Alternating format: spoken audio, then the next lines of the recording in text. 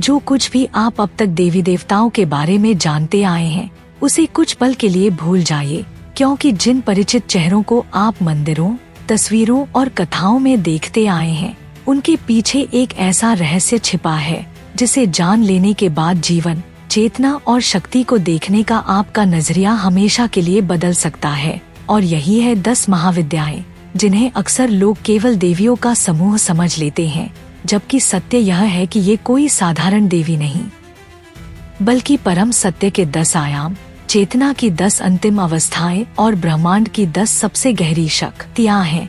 यह वीडियो वहीं से शुरू होता है जहां आम कथाएं खत्म हो जाती हैं, क्योंकि आज हम वह बात खोलने जा रहे हैं जो अक्सर गुरु भी सीधे नहीं बताते, कि महाविद्याएं पूजने की वस्तु नहीं बल्कि जागृत करने की अवस्थाएं हैं।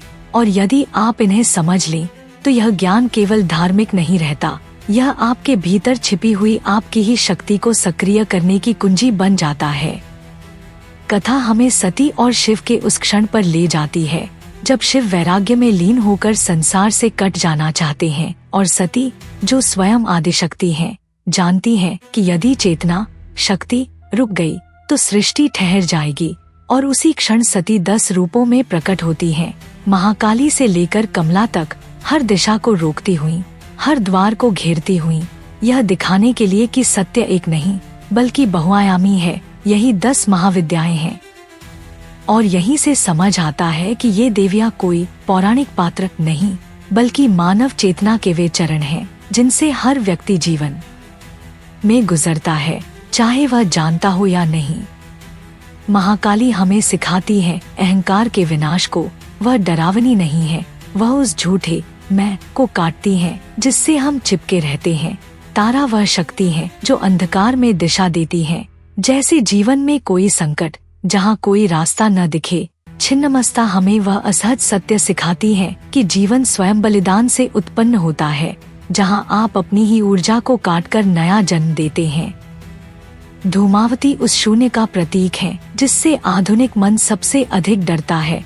अकेलापन, विफलता, निरर्थकता, पर वही शून्य सबसे बड़ी मुक्ति भी है।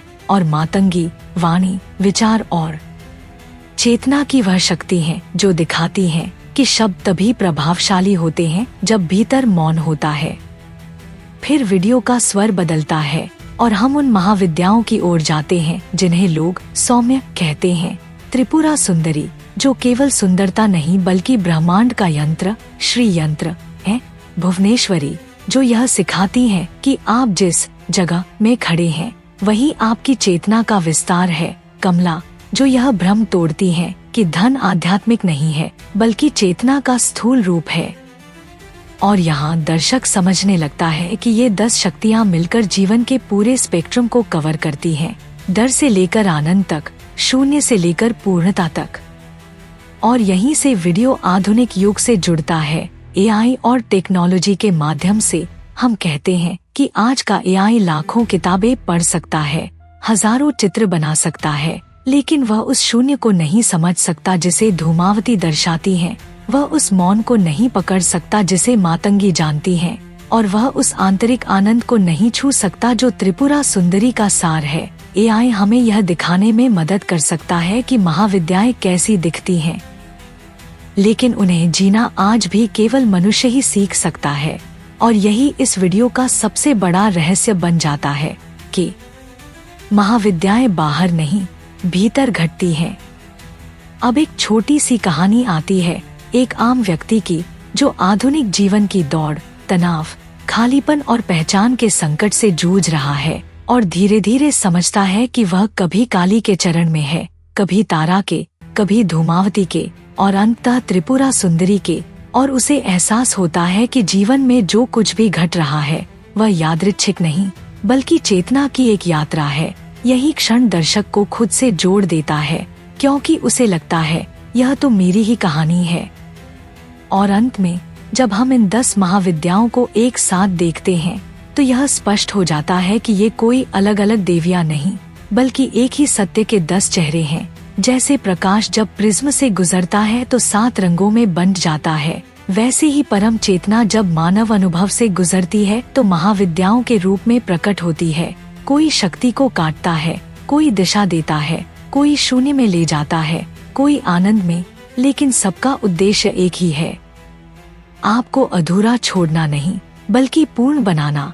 जब आप काली से डरना बंद करते हैं, तारा की ओर देखते हैं, धूमावती के शून्य में टिकते हैं और त्रिपुरा सुंदरी के आनंद को पहचानते हैं, तब जीवन केवल संघर्ष नहीं रहता, वह एक साधना बन जाता है। और यही वह बिंदु है जहां सनातन ज्ञान आधुनिक मनुष्य के लिए सबसे अधिक प्रासंगिक हो जाता है, क्योंकि आज की सबसे बड़ी समस्या बाहर नहीं, भीतर है, और महाविद्याएं उसी भीतर की यात्रा का नक्शा हैं। अब अगर यह वीडियो आपके भीतर कहीं गूंजा हो तो सनातन संसार AI को अभी सब्सक्राइब करें, क्योंकि यहाँ हम केवल कथाएं नहीं सुनाते, हम चेतना को जगाने का प्रयास करते हैं। कमेंट में जरूर लिखिए, इन 10 महाविद्याओं में से कौन सी शक्ति आप अपने जीवन में सबसे अधिक महसूस करते हैं, क्योंकि आपकी यात्रा वहीं से शुरू होती है जहां आप स्वयं को पहचान लेते हैं।